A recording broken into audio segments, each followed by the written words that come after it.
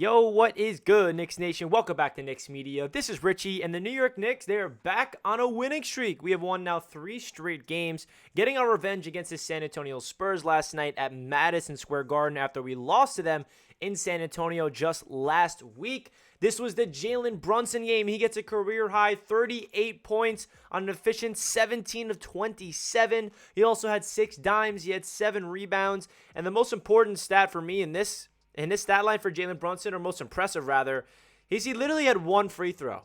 1 point of the 38 points came from the free throw line. He had 17 made field goals, and he just looks like a player that should be in the All-Star game. And the best part about this team so far this season, in my opinion, is that it's any given night we have a different player to step up when we need it to the most. We're not relying on one player like a Julius Randle, or we're not relying on Brunson, or when RJ Barrett's healthy, we're not relying on him. We have a lot of offensive weapons on this team that any given night, it's their night. And last night was definitely Jalen Brunson. He just put on an absolute clinic, mid-range, going to the paint, sizing people up, the patience, the hesitations, everything about Jalen Brunson's game, bro. It's so smooth. He's pure, and I'm really excited to break down Jalen Brunson in this one. But again, guys, if you're tuning into the channel for the first time, consider hitting that subscribe button. If you're new to the channel, got a lot of Knicks content coming your way all throughout the rest of the season, of course. And if you enjoy this video, please consider smashing that thumbs up button. Really helps out the channel a ton. And of course, comment down below your thoughts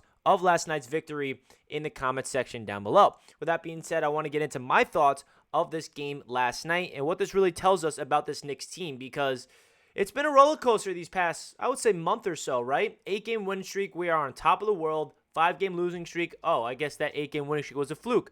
Oh, well, now here we are again. We got a mini winning streak to talk about. We had a dominant victory against the Phoenix Suns, and now we had a close, nail-biting game against the San Antonio Spurs that I think we probably should have been able to put to bed, or shouldn't have been a nail-biter.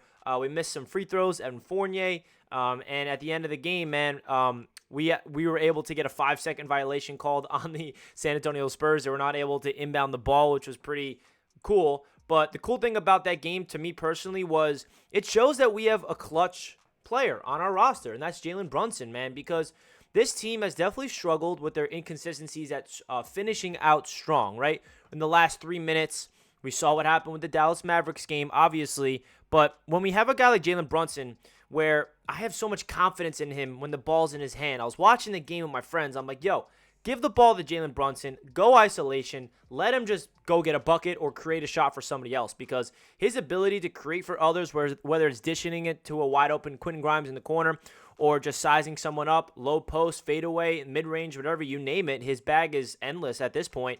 I have so much confidence. He has so much poise, and he has so much calmness to his game late in those situations, where it gives me as a Knicks fan a lot of confidence in him to get the job done when we need him the most in those clutch situations. So this is not the first time we've seen Jalen Brunson take over the game late in the fourth quarter. He's had a lot of other opportunities to do it. Obviously, he's had some situations this season where he did not hit the clutch basket, where he missed the easy shots, missed some free throws. I get all that. But last night, he definitely showed why we got out there. And to be honest, his contract looks like a bargain. It really, really does. And I'm totally blown away with the job that Jalen Brunson is doing so far with the New York Knicks.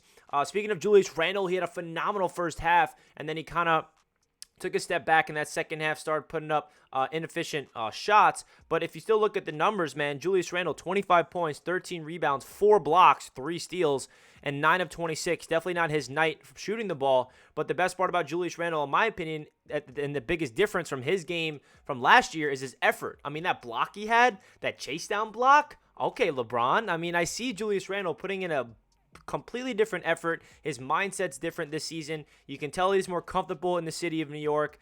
The fans are behind him, and he's not going to be able to go out there and put up an efficient, over 50% from the field every single given night. But if your shot's not falling, how can you impact the game other assets? He crashed the boards. He was playing defense, getting into the passing lanes, forcing turnovers, getting 4 block shots, and still getting his 25 points to help his average go up even more. What more can you ask from Julius Randle? Again, I know it's not a perfect night from him, and he had some turnovers where you're scratching your head late in the fourth quarter, and those things you got to live with Julius Randle. We know what to expect with him at this point, but at the end of the day, man, me personally, I've been very impressed with Julius Randle so far this season, and I've been saying it in every video. It's time for us Knicks fans to start appreciating him instead of worrying about, oh, well, we should trade him while his value is high. That's just my opinion.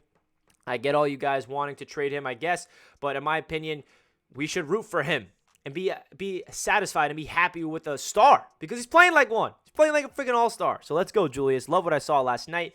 Emmanuel quickly, he's been playing a lot of minutes with the injury to RJ Barrett. He had 45 minutes to lead the team tonight, or last night rather. 15 points for Emmanuel quickly, 8 boards, 5 dimes. He also was 6 of 13 from the field. We're seeing a different ball. We're seeing a different ball player from Emmanuel quickly, right? Because we never really got to see what Emmanuel quickly is like when he's the guy. He is running the show. When Jalen Brunson was down, he was the point guard. Now Brunson's back. He's taking a little back seat as a 2 guard, and that's okay because he's still a player that's a combo guard that can play on and off the ball, and I love that he can create his own shot. I love when, the play clock's going down. There was not really any offensive rhythm. Like, all right, send me a screen. I'm going to get a bucket, and he just does that. He either goes to the paint, finishes with a nice layup, a little step back mid-range jump shot, a little sidestep three-pointer, a little floater. He can create for others with the 5 dimes. I've been seeing a different game from Emmanuel quickly this season, and I'm really excited to see that because we know that he's more of a guy off the bench when we're all fully healthy, but if somebody does go down, it shows the depth that we really have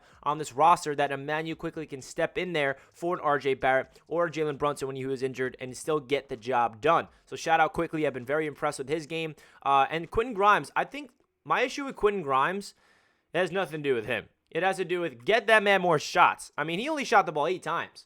5 of 8 from the field with 14 points, 3 for 5 from downtown. He should be shooting the ball way more than 5 times from downtown because his shot is pure.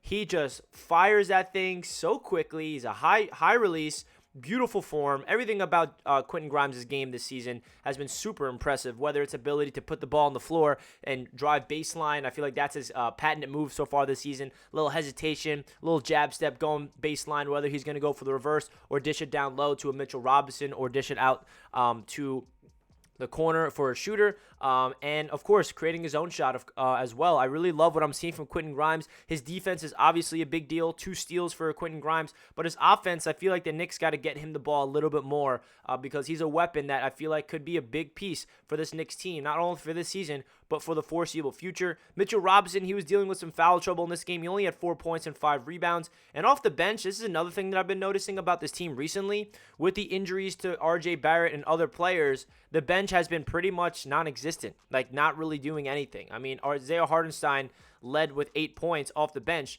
I don't think we've had a player off the bench put up double figures in a while. I think Deuce McBride had 10 points against the Rockets, I believe. Maybe I have that wrong. But there hasn't really been a lot of impact off the bench offensively. But when it comes to the defense, they've been doing their job because, Jericho Sims is filling in for Obi Toppin. Obi Toppin was available last night, but he did not play. Hopefully he's back in the rotation because you love to see Obi Toppin out there. Obviously, Evan Fournier is in the rotation just a little bit to help out with 11 minutes last night. But all in all, man, we got the job done. It wasn't a pretty victory, but the Knicks are still on a 3-game winning streak after losing 5 in a row.